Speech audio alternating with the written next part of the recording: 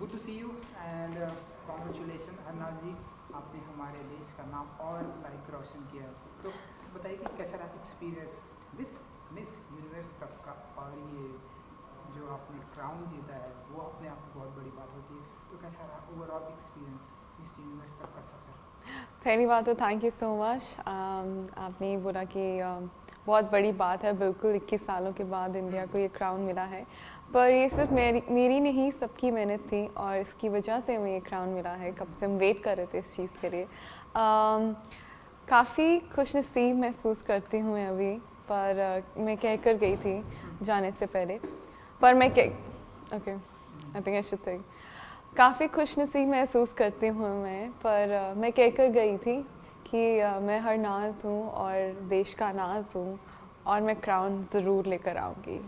और मैंने आई थिंक वो किया, right, and I am happy. I just can't wait कि मैं ये सब कुछ सेलिब्रेट करूँ इंडिया के साथ। एंड जो इश्यूज़ हैं जिसके बारे में बात करना चाहती हूँ, आई एम डिटर्मिन्ड टू उसके बारे में और अच्छे से बात करूँ।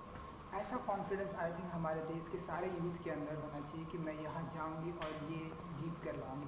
यू नो हरनाज जी, क्योंकि जितना मेरा नॉलेज है, दुनिया में पूरे, ना कि सिर्फ इंडिया में बल्कि पूरी दुनिया में बहुत सारे मॉडल हैं, मेल हो या फीमेल हो, लेकिन ये जो क्राउन किसी कुछ एक चुनिंदा लोगों के पास आता है, तो जिनमें से आप एक हैं। तो देन वो क्राउन आपको पहनाएंगे, वो मैं वीडियो भी देख रहा था। What's your feeling? Oh my God, कहना चाहेंगे आप? आई थिंक वो फीलिंग बहुत अनएक्सप्लेनेबल होगी मेरे लिए, क्योंकि जब उन्होंने इंडिया बोला तो मेरे को ऐसे यकीन नहीं हो रहा था कि उन्होंने इंडिया बोला, एंड मैं एकदम से रोई, जैसे आपने वीडियो में देखा। बट आई थिंक जब मैं रोई तो मेरे साथ पूरा भारत भी रोआ, और वो फीलिंग बहुत ही यूनिवर्सल थी।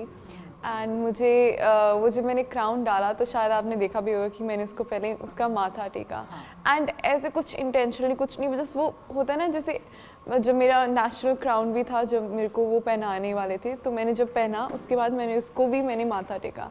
सो दैट्स समथिंग मेरे लिए। वो क्राउन का मतलब ये नहीं है कि आप जीत गए हो, आप दुनिया की सबसे खूबसूरत लड़की हो, जो कि अभी मैंने देखा है बहुत लोग मुझे से बोल रहे हैं। That's not the reality. The thing is, वो क्राउन आपकी बहुत बड़ी रिस्पॉन्सिबिलिटी है। तो आप जब कोई चीज़ लेते हो ना, जब आप कहीं पे भी जाते हो, तो यू आर ग्रेटफुल, आप पहले उसका शुक्रिया अदा करते हो।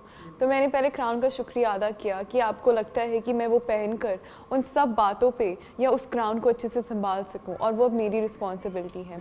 और मैं अपनी देश के इंडिया से आती हूँ, और मैंने अपने देश को तो प्राउड करना ही है, पर अब मेरे ऊपर सब पूरी दुनिया की रिस्पॉन्सिबिलिटी है। तो जब उन्होंने वो पहनाया तो मुझे तब से ही वो रिस्पॉन्सिबिलिटी महसूस हो गई थी, और मैंने बोला अपने आप को कि हाँ, अब तो जो करना चाहती है वो अब तो करेगी, and now it's happening in your life.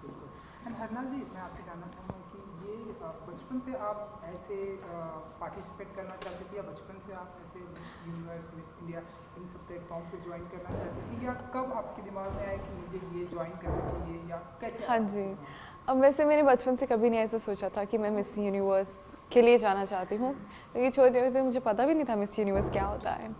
पर जैसे मैं बड़ी होती रही और मैंने इंस्पिरेशन देखी सुष्मिता सेन मैम से, लारा दत्ता मैम से एंड प्रियंका चोपड़ा से, मुझे ये रियलाइज़ हुआ कि मैंने भी इनके जैसे बनना है। यू नो कि जिस वे में इन्होंने मुझे इंस्पायर किया है, मैं भी किसी लड़की को ऐसे इंस्पायर करना चाहती हूँ, किसी को भी, कि अपने आप पर हमेशा यकीन रखो और सब कुछ आपको मिलेगा अगर आपके नतीजे, आपकी जो नीयत है वो साफ़ है। तो ऐसे ही मैं मतलब मुझे अच्छा लगा जब मैंने रियलाइज़ किया, मेरे को ये पता चला कि मैं एक्टिंग भी कर सकती हूँ, मुझे एक्टिंग करना बहुत पसंद है, एंड मैंने ये भी देखा कि I can become a model also. So ऐसे ही धीरे धीरे मैंने अपने आप को एक्सप्लोर किया कि हाँ, मुझे ये करना अच्छा लगता है।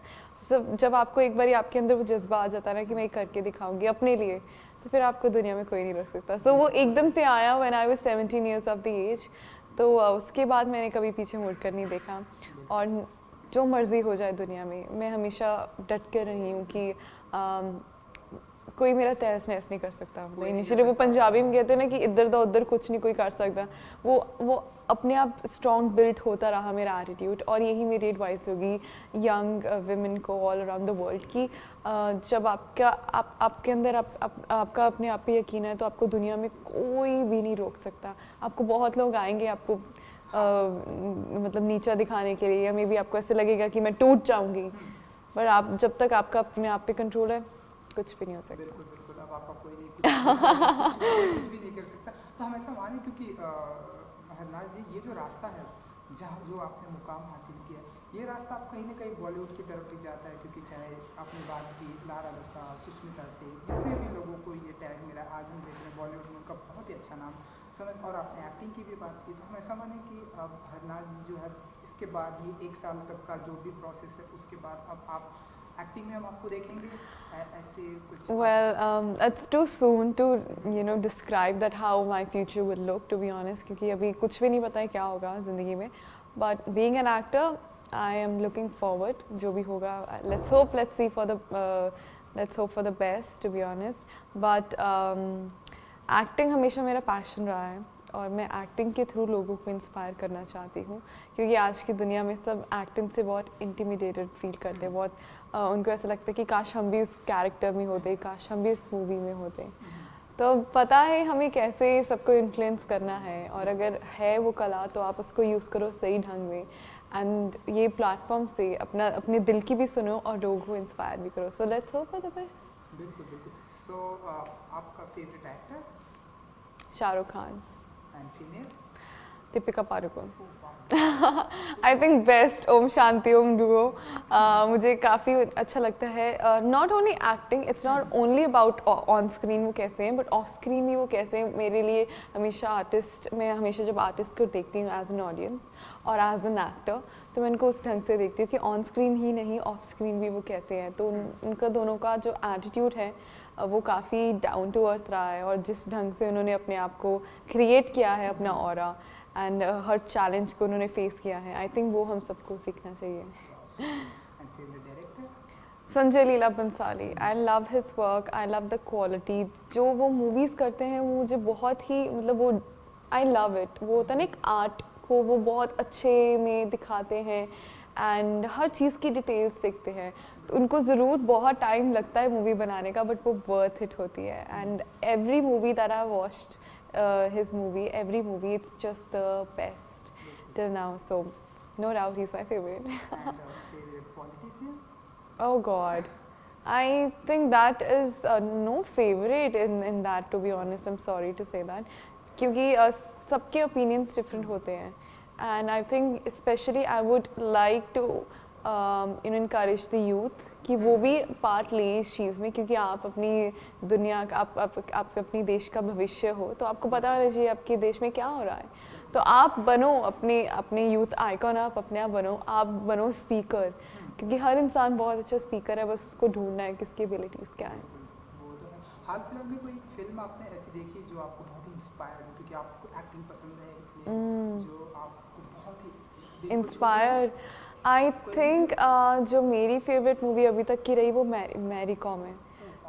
द वे उन्होंने, क्योंकि मैं हमेशा विमेन एम्पावरमेंट पे बात करती हूँ, सिर्फ बात ही नहीं है, I have seen that closely, और मुझे पता है कि मैंने क्या ब्रेक करना है वो स्टेरियोटाइप। तो वो मैरी कॉम मुझे बहुत इंस्पायरिंग लगती है। दंगल भी है, बट वो होता है ना कि जैसे हर मूवी अपने आप में अच्छी है, दंगल अपने आप में मुझे बहुत अच्छी लगती है, और मैरी कॉम अपने आप में। तो जब भी वो गाना है ना, दिल ज़िद्दी है, आई थिंक वो हर इंसान में वो उसका दिल है वो ज़िद्दी, बस उसको ढूंढना है कि वो किस चीज़ के लिए ज़िद्दी है, और जब वो ज़िद पकड़ लेता है तो वही बात, कुछ नहीं, उसका कोई नहीं कुछ उखाड़ सकता। बिल्कुल, एंड जब वो ज़िद पकड़ लेता है तो हमारे सामने हरनाज प्रेजेंट होती हैं। सो क्योंकि आप चंडीगढ़ पंजाब से आती हैं हरनाज जी, इसलिए मैं आपसे जानना चाहूँगा कि आपको आपके स्टेट के लिए अगर कुछ करने का मौका मिला, लाइक चंडीगढ़ के लिए अगर आप जहाँ से आप आती हैं कुछ करने का मौका मिला, कुछ ऐसे बदलाव लाने का मौका मिला, तो वो क्या कुछ होगा जो आप चाहती हैं कि आपके गांव में, आपके होम टाउन में? Well definitely talking about the women empowerment, सिर्फ मेरी कम्युनिटी में ही नहीं, पूरे दुनिया में, क्योंकि I think right to education, right to work is important. उसके साथ साथ right to choose your own partners बहुत ज़रूरी है, और ये हमें उनको समझाना है इसका मतलब क्या है, क्योंकि सबको पता है कि हमारी लेजिस्लेशन पावर कंट्री की सबसे स्ट्रॉन्ग है, we have the lengthiest constitution, but हमें एग्जीक्यूट करने के लिए इंडिविजुअल्स को समझाना पड़ेगा। उसके बारे में मैं ज़रूर बात करूँगी, but let's be practical. Climate change के बारे में भी मैं बात करना चाहूँगी क्योंकि आई थिंक वो बहुत ही ऑब्वियस है। उसको ये नहीं मैं कहूँगी कि ये एडवोकेसी है मेरी, क्योंकि वो हर इंसान की एडवोकेसी होनी चाहिए ऐसे। तो Chandigarh is a very clean and beautiful city. तो वहाँ से मैं सिखवाना चाहती हूँ सबको, जैसे Chandigarh is very organise, Chandigarh is very clean. तो बाकी सिटीज़ में, बाकी कंट्रीज़ में, may be a lot of countries like Israel में हम गए थे, तो Israel is doing a lot of great things towards climate change, और हमें उस कंट्री से सीखना चाहिए। बट अगर मैं इंडिया के बीच में रहकर बताऊँ कि चंडीगढ़ से हमें क्या सीखना चाहिए, रादर देन मैं ये कहूँ कि चंडीगढ़ में क्या बदलाव आना चाहिए, तो आई थिंक वो क्लीन ब्यूटीफुल सिटी कैसी है उसमें हमें सीखना चाहिए। फूडी आप? लव, पूरा रज के खाना खाना पसंद है। I think now everybody knows that, but let me tell you one more dish which I love. Makhi di roti sarson da saag is surely my favorite, and rajma chawal. So I think वो सबके favorite है। हमारा भी favorite है। Wow. क्योंकि हरनाज़ जी अभी आपकी life की जर्नी स्टार्ट हुई है, अभी हम ऐसे बहुत सारे आपके स्टेप बाय स्टेप ऐसे दुनिया देखेंगे। सो ऐसे मुंबई इंडिया एंड इंडिया के बाहर पूरे ऑल ओवर वर्ल्ड अब आप ट्रैवल करने वाले हैं। तो अगर आप कुछ बता सकें कि आपको ऐसी कौन सी जगह पर जानी है जो आपकी फेवरेट है, आप जाना चाहते हो? जाना चाहते हैं? इसराइल मेरी एक ड्रीम डेस्टिनेशन थी। जहाँ पर आपकी ग्राउंड जीता बिल्कुल इन द होली लैंड। तो थैंक गॉड मेरा वो फुलफिल हो गया।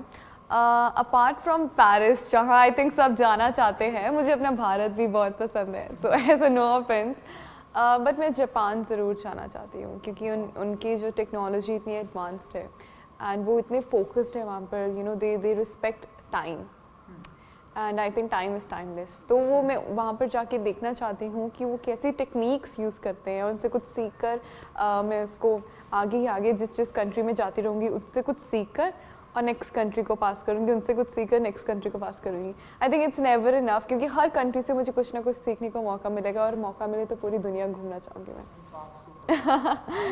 यू नो नाज़ी, क्योंकि आपने बताया कि एक्टिंग में हम आपको देखेंगे, आई विश कि जब ये आपका सारा प्रोजेक्ट खत्म होने के बाद हम आपको एक्टिंग में देखेंगे। इसके अलावा और किन किन चीज़ों का शौक रखती है, लाइक सिंगिंग का?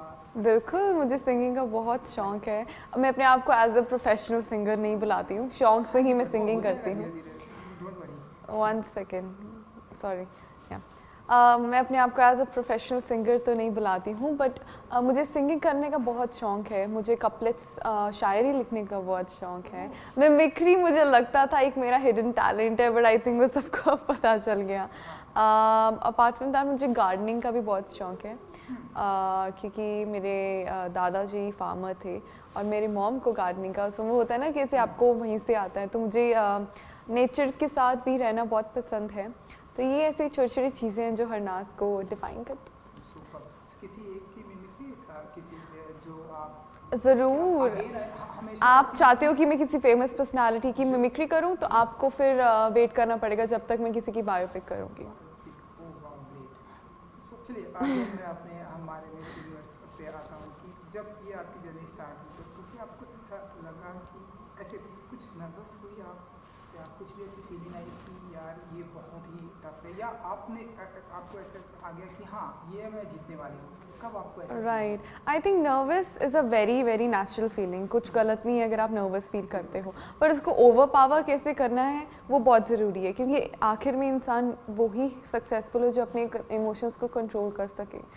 एंड ज़रूर मैं थी नर्वस, जैसे हर लड़की थी, पर एट द एंड मैंने अपनी विजन को देखा और मैंने अपने आप को बार बार स्टेज पे चढ़ने से पहले ये सवाल पूछा कि मैं क्यों आई हूँ, और ये मौका मुझे बार बार नहीं मिलेगा। तो that 1 minute of my life can decide कि मेरी लाइफ में क्या होगा आगे, और जो होगा अच्छे के लिए होगा, और अपने आप पे यकीन रखो तो ही आपको सब कुछ मिल सकता है। तो मैं जब स्टेज में थी, I was being my self, मैं किसी और की तरह नहीं दिख रही थी। मैं भूल गई थी मेरे आसपास कितनी सुंदर लड़कियां हैं, कितनी टैलेंटेड लड़कियां हैं, कितने लोग बैठे हैं।